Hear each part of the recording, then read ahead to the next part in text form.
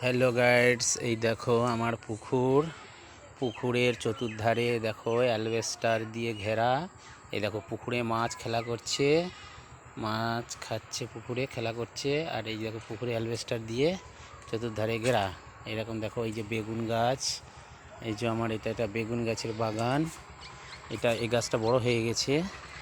আর এই চলতি রাস্তা, আবার নতুন করে এই যে বেগুন গাছ বসিয়েছি, ছোট ছোট গাছ, বেগুন গাছ।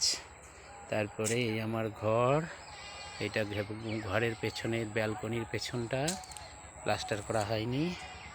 তারপরে এই যে দেখো বন্ধুরা, ওই যে কলমি শাক, নোটে শাক, এই যে পালং শাক, এই যে ওলকপি, এই দেখো ধনে পাতার গাছ হয়ে আছে।